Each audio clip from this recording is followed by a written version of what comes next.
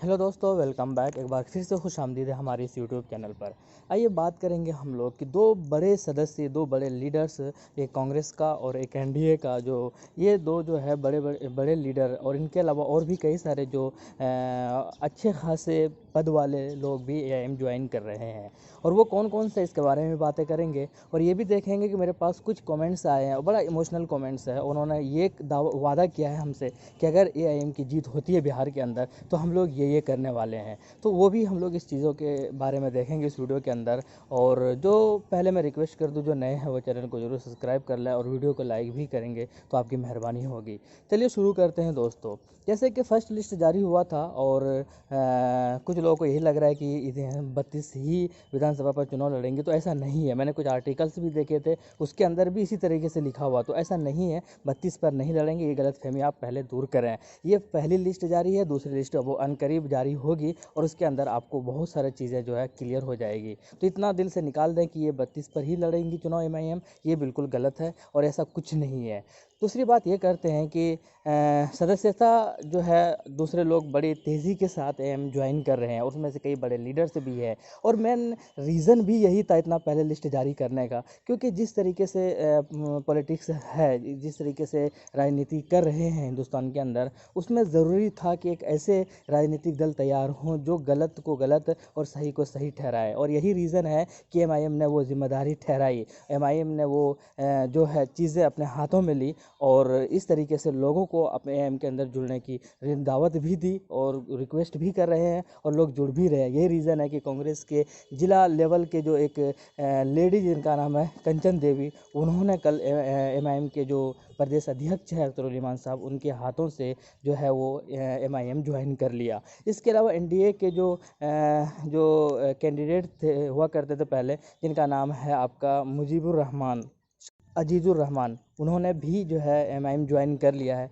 अख्तर ईमान साहब के हाथों के ज़रिए। तो ये बड़ी अच्छी खबर है। और इसके अलावा कई बहुत सारे वर्कर्स हैं जो कांग्रेस से ताल्लुक़ रखते थे, जो जदयू से ताल्लुक़ रखते थे, वो एमआईएम ज्वाइन कर रहे हैं। रीज़न क्या है? रीज़न यही है कि वो देख चुके हैं कि कांग्रेस के किस तरीके से विधायक बिक जा रहे हैं, चाहे वो मध्य प्रदेश की बात हो, महाराष्ट्र की बात हो, कर्नाटक की बात हो, चाहे फिर वो बिहार की ही बात क्यों ना हो। तो इस तरीके से बहुत सारी जो जगहों पर है, उत्तराखंड की बात क्यों ना हो, तो इस तरीके से बहुत सारी जगहों पर उन्होंने देखा है कांग्रेस के किस तरीके से विधायक बिक रहे हैं। इसका मतलब यही है कि कांग्रेस के अंदर स्टेबिलिटी अभी तो नहीं है, आने वाले टाइम में पता नहीं। उसके अलावा बात करेंगे कि कुछ लोगों का ये कहना है कि मेरे पास एक नाम है फरहान साहब का ये कहना है कि अगर एआईएम बिहार के अंदर जीत हासिल कर लेती है तो मैं उम्रे पे जाऊंगा इसी के सदक़े में।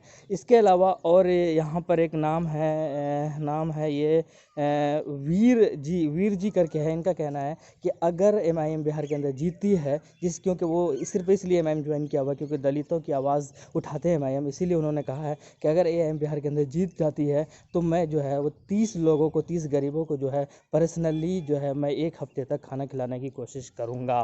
क्योंकि दलितों का भी आवाज़ उठाते, ये बात भी बिल्कुल सही है। और मैं दलितों भाइयों से भी कहूँगा कि आप एक डाटा ये तलाश करना कि ये देखना कि आपके कितने दलित हिंदुस्तान के जेलों के अंदर है। आप ये देखना कि 2 करोड़ आप गवर्नमेंट जॉब है पूरे हिंदुस्तान के अंदर, आपके लोग कितने हैं। आप ये देखना कि आपके लोग सरकारी नौकरी कितने लोग कर रहे हैं, आपकी जो सरकारी इनकम है या फिर मंथली इनकम है वो कितना ज़्यादा है। एक बार ये डाटा ज़रूर आप तलाश करना, फिर आपको समझ में आ जाएगा कि आपके साथ क्या न्याय हो रहा है और क्या अन्याय हो रहा है। इसके अलावा एक साहब है जिनका नाम है फरीद, कानपुर वाले, इनका नाम है, कानपुर से शायद ये ताल्लुक़ रखते होंगे। तो इनका ये कहना है कि अगर एआईएम बिहार के अंदर जीत जाती है तो मैं 1 महीने की रोज़ा रखूँगा रमज़ान के अलावा। तो इस तरह और भी बहुत सारे कमेंट्स हैं, ये सारे दिखाते हैं कि कितना जुनून है, कितना ज़्यादा इनके प्रति फ़िक्रमंद है और कितने दुआएं करते हैं इनके लिए। और जब दुआ होती हो इस तरीके से तो फिर उसका असर तो दिखेगा ही दिखेगा। और वो असर इस रूप से दिख रहा है कि बहुत सारे लोग, जो लोग एमआईएम ज्वाइन कर रहे हैं, जो कि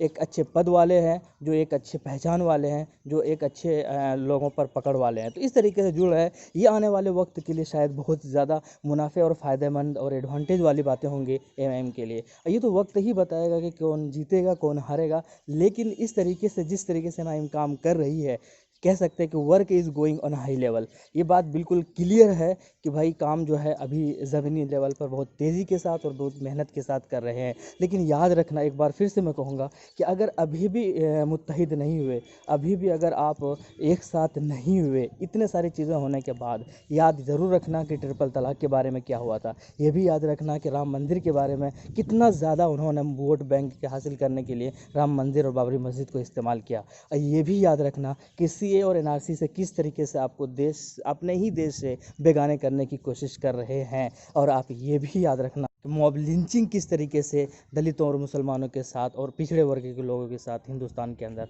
बहुत तेज़ी के साथ फैल रहा है। ये सारी चीज़ें शायद काफ़ी होंगी कि आपको एमआईएम को या फिर एक ऐसे पार्टी को जिताने के लिए जो आपके लिए हक की बात करते हैं, और एक ऐसे पार्टी को हराने के लिए जो कांग्रेस जैसे फ्रेब जो कि उनके विधायक बिक जाते हैं, या फिर बीजेपी जैसे ऐसे जो कि नफरत की राजनीति करते हैं, या फिर जदयू जैसे ऐसे पार्टी जो फिर जिनका कोई स्टेबिलिटी नहीं है, कब किसके साथ वो ज्वाइन कर ले, कब किसके साथ वो गठबंधन कर ले। उम्मीद यही है कि आपको ये वीडियो पसंद आई होगी। पसंद आए तो कमेंट सेक्शन में ज़रूर बताएगा अपने राय, और किस तरीके से कि आप कितना खुश है कि जिस तरीके से लोग, बड़े बड़े लोग खास करके एमआईएम ज्वाइन कर रहे हैं। शुक्रिया, मिलते हैं नेक्स्ट वीडियो में। थैंक यू, जय हिंद।